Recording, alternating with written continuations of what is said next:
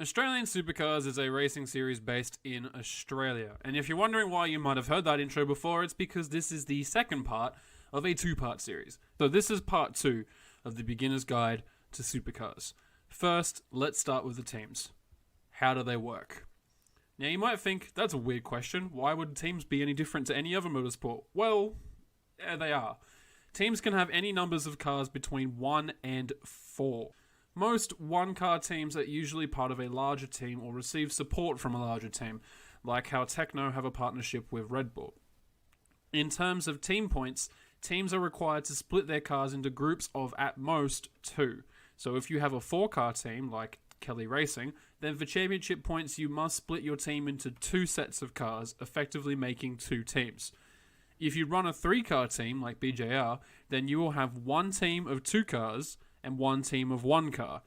Pit bays are also divided in the same way, with the official 2-car team sharing 1 pit bay, and 1-car teams often sharing a pit bay with another 1-car team. At most, 2 cars can share a pit bay.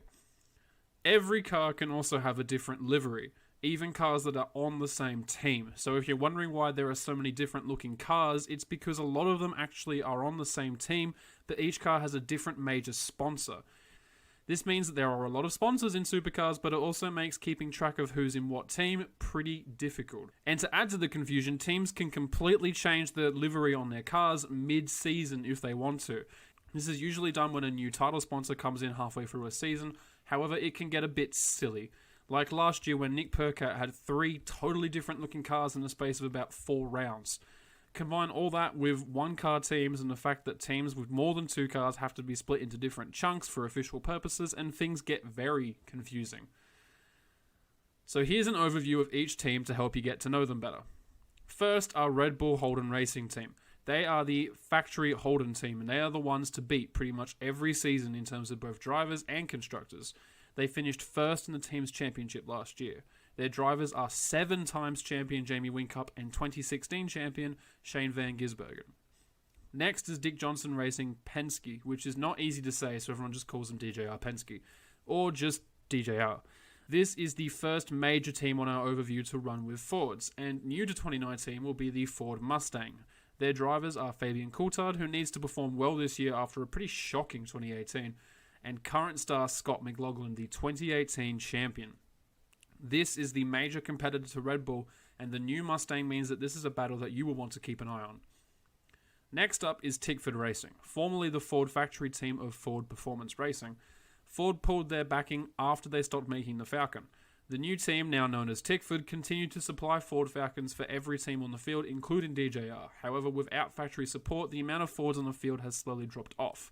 Until now, with the 2019 season being the first for the Ford Mustang in Supercars.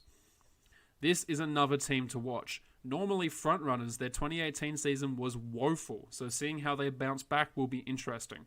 Once again, the performance of the Mustang will be front and center in this team too. They will field 3 cars this year, 1 less than last year. Their drivers are Chaz Mostert, Cameron Waters, and Lee Holdsworth, who is new to the team this year. Erebus Racing came 4th last year, so we'll look at them next. They started life recently as a Mercedes team before switching to the Holden.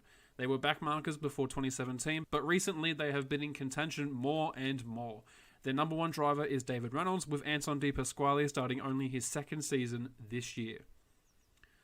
Walkinshaw Andretti United, or WOW, I guess, are another team with a lot of history behind them. They used to be the Holden factory team before Holden shifted its support for Red Bull.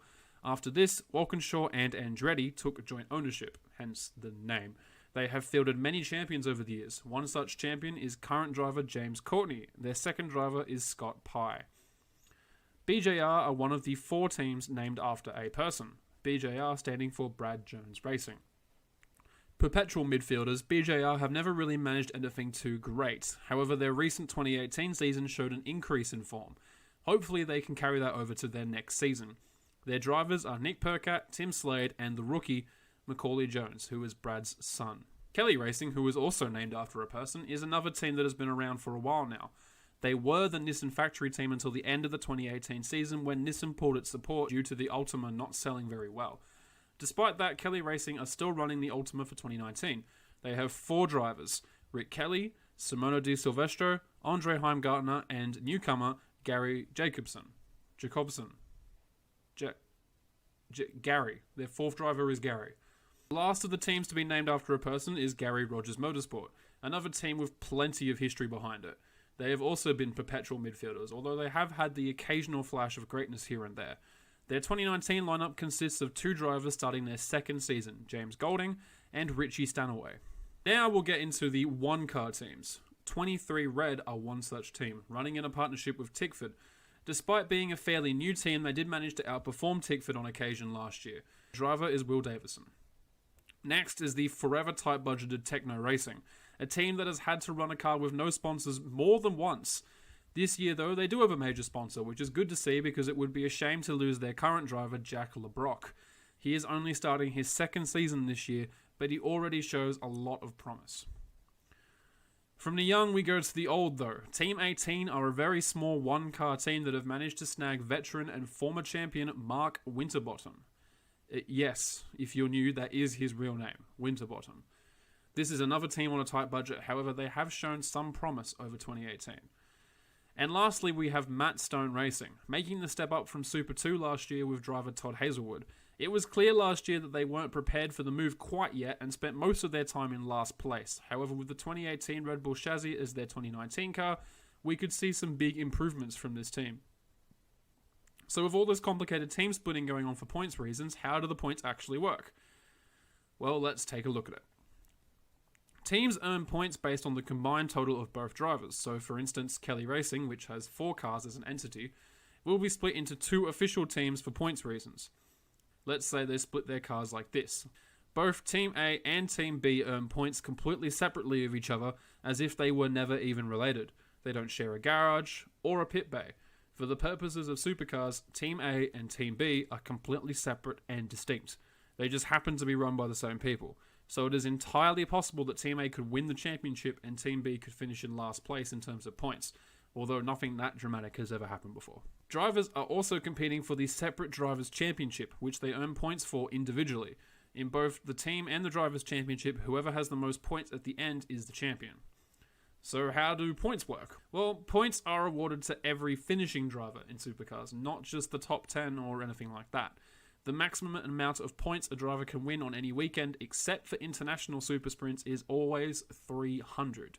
On most weekends where there are 2 races, this means that first place in each race is worth 150 points, whereas a race win at Bathurst, which only has 1 race on that weekend, is worth the full 300 points. The way points work is kind of weird though. First receives 150 points, with each place behind first receiving 9 less points until 7th, who receives 6 less points, until 12th, who receives 3 less points. See, it's a bit odd, isn't it? I'm not sure why they use such big numbers either, but it does make basic points calculations pretty annoying. Just double these values for 1 race weekends. Drivers only need to do 75% race distance in order to be awarded points, so it's pretty common for a car to have mechanical issues that puts them several laps down, but still go back out onto the track again if the problem is fixed to net a few points. Well, that all sounds simple enough, I suppose, but wait! I hear you say, what about co-drivers for endurance races? Do they get points? How does that work? Well, I'm glad you asked. Let's have a look at the co-driver rules. During endurance races, main drivers must be paired with a non-full-time co-driver. Main drivers must stay in their numbered car for endurance races, so 2 full-time teammates cannot pair together, and let 2 co-drivers pair up in the other remaining car. Wildcard cars can also be entered at certain events outside of endurance races. This allows them to run an extra car with an additional driver. This is usually done for co-driver or reserve driver experience. Main drivers receive points as normal for endurance events, as do co-drivers and wildcard entries. So if you head over to supercars.com right now and have a look at last year's championship results, you will see over 50 drivers listed, and that's because co-drivers and wildcard drivers also receive championship points. Honestly, the way Supercars has set up some of its rules is a little confusing. Teams being split into different groups, livery changes mid-season, wildcards, it can all be very difficult to understand if you don't know what's going on, and broadcast events don't do very much to explain these things. It also doesn't help that teams use their title sponsor as their official name for points purposes. So in 2019, Gary Rogers Motorsport will be known as Boost Mobile Racing, because Boost Mobile is their title sponsor this season. Even in reality, Boost Mobile hasn't bought the team. They are still Gary Rogers, just with a new title sponsor. The equivalent to this would be if Mercedes F1 team had to change their name to Petronas, just because that's their title sponsor. Petronas don't own the team, they just provide them with some money. Same thing with GRM and Boost Mobile. This can make keeping track of each team even harder, as commentators will regularly swap between their official name, so to speak, and their real name. Hopefully, though, I've made things a little bit easier for you.